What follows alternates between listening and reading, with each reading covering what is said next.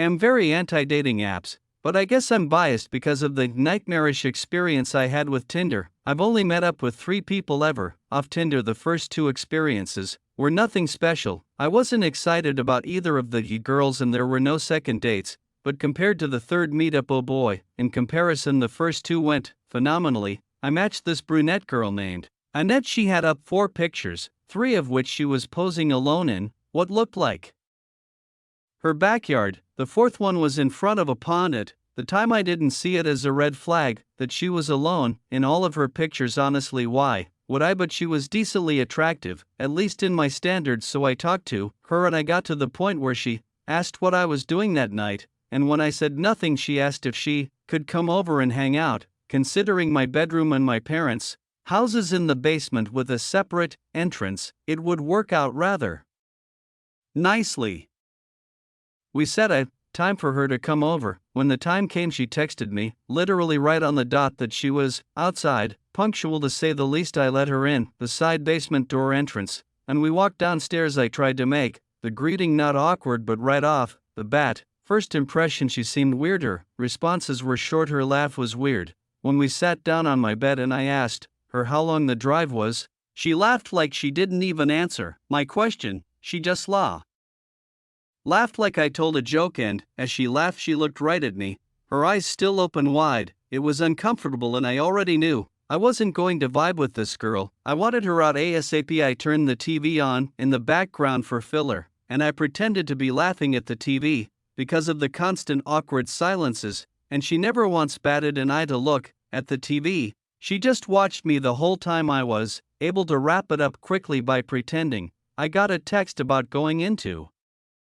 I had 3 more texts from her, 2 being question marks, the last one being hello with more question marks. This girl was clearly nuts, so I blocked her. Done and done. I went to bed. An hour later, I woke in the middle of the night like I often do. I'm a light sleeper. It's really annoying. Waking up randomly isn't weird for me. I instinctively felt around for my phone to check what time it was, but my phone wasn't by its normal spot on the ledge charging, and I 100 remembered putting it there. So I got up and started looking around for my phone. I turned on the bedside strip of red LED lights I had hung on the wall to light up the room just a bit. I couldn't find it though, and I'm kind of the person who will let that bother me until I find it. I went upstairs to grab the landline phone and bring it down so I could call my number. When I dialed my number, I heard it ringing from inside the boiler/laundry room, which was connected to my room. I entered the boiler room and there was my phone left on the washer machine,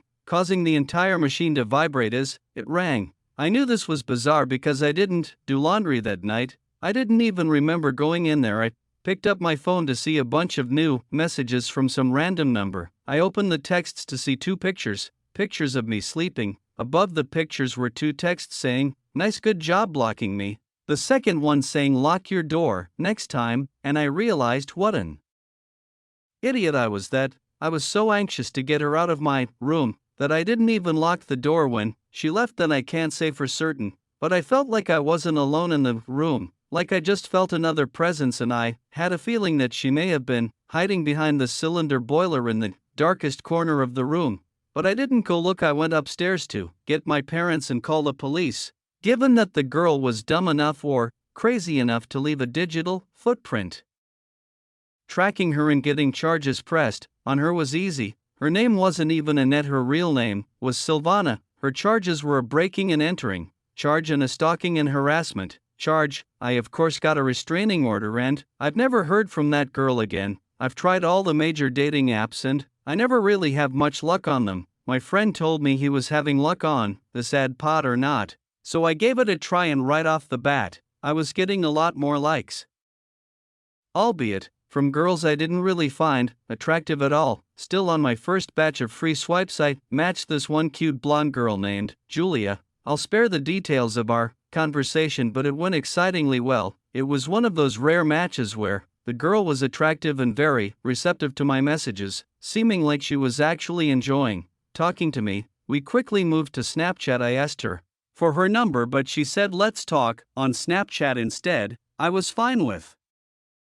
that. I added her on Snap, and she added me back. Her snap score was low, like under 1,000, so right away I was suspicious and upset that this may have been too good to be true like I thought. She messaged me and I messaged back, being blunt, asking her to snap a selfie of herself just for my safety. I told her there's a lot of catfish profiles going around, so I can't be too careful. She opened the message right away but didn't reply for a minute. I thought for sure the account was going to block me any second, but instead, to my surprise, I got a notification that I got a snap from Julia. I opened the snap and it was the same blonde-haired girl from the pictures. Still, I wasn't convinced, so I asked her to give me a thumbs up or a peace sign. She opened the chat. I was waiting to see if she blocked me this time. She didn't respond for a couple minutes, until finally she sent another snap.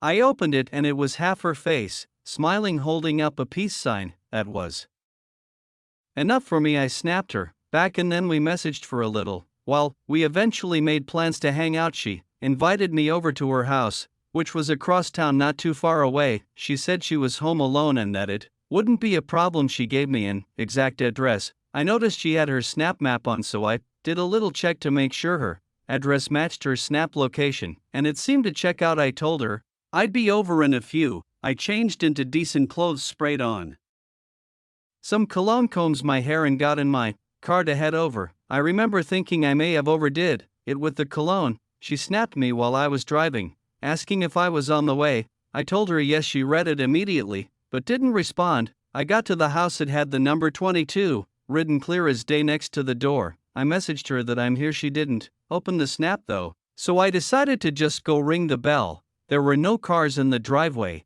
and the grass seemed like it hadn't been cut in a few weeks. I rang the bell but she didn't answer, so I started knocking really loud. When she still didn't answer, I went back to Snap and tried calling her using that. It just kept ringing though she didn't answer. Was I just pranked? I suddenly heard a woman's voice yelling something at me across the street. For some reason I imagined it to be Julia at first, so I realized it was an older woman yelling, "Excuse me, what are you doing?" I began walking back to the street and called back, "I'm meeting someone." She said back to me at a lower volume, "Now that we were closer, that I have the wrong house. Nobody lives there." I asked the address of the house and the address she told me matched the address this Julia girl gave me. I thanked her and got in my car. I went to try to message Julia one more time, but she blocked me. I felt like I was played for a fool. They unmatched me on Hot or Not too. Luckily I took screenshots of the profile before that because I sent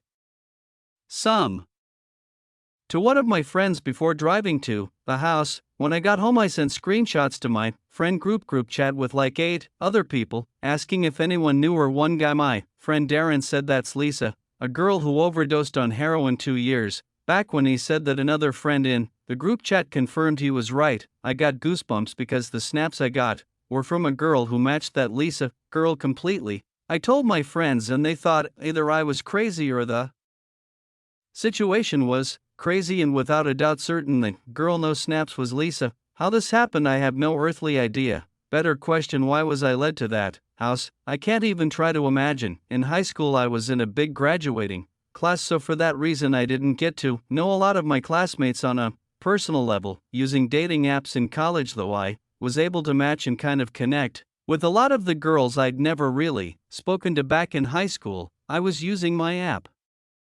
of choice when I matched this girl Maria. She was in my grade in high school. I followed her on Instagram and Snap already, but I never really got to know her in high school. I sent her the first message and asked her how she'd been. I talked to her about high school a lot, and how it was funny that we never really spoke or had any classes together. She said we should hang out that night. I asked if she'd want to meet somewhere for drinks or food, but she said she's down to just come hang at my place if that's cool. Honestly, I like that idea even better. I told her sure. She asked if my parents were home. I told her no, only my sister. Then I gave her my address. She said she'd let me know when she's on her way. Then it was just a waiting game. I waited and waited for the notification saying, "Maria sent you a new message." In fact, it was going on past an hour. I sent a follow-up message on Tinder, but she didn't reply. A few minutes later I checked her Instagram page and saw she posted a story a few minutes ago. It was a meme. Was she ignoring me now? I checked her Snap story, which was posted within half an hour. and she was apparently with her friend, another girl from our high school. I didn't understand was she coming or not. I commented on her story. Are you still coming later? She opened it a few minutes later and replied saying, what are you talking about? I repeated the question, then added a reference to the conversation on the app. She replied, I don't have that app, send me the profile. So I did, and she told me right away it was a catfish and to report it. I did so, and I think Tinder automatically unmatched the profile after that. But I wasn't concerned about someone using this girl's pictures. I was concerned someone had my address and knew my parents weren't home. I made sure every door was locked. I truly was expecting something to happen that night, but it was getting pretty late and I was starting to feel a little more relaxed when my guard was down. That's when it happened. A horrific scream from my little sister's room.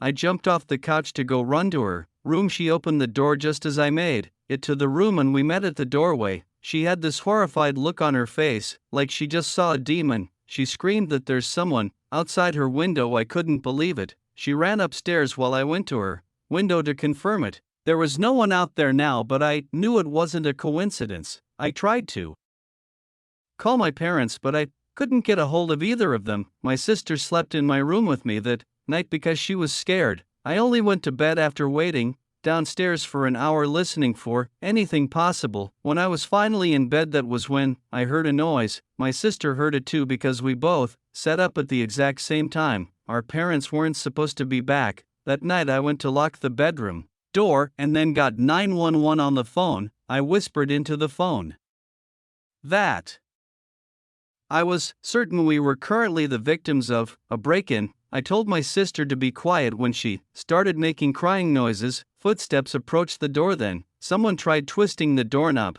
and they started banging on the door, and in a deep, angry-sounding voice a man said, I know you're in there. I can smell you. The 911 operator heard it, and she told me to hide in the closet with my sister.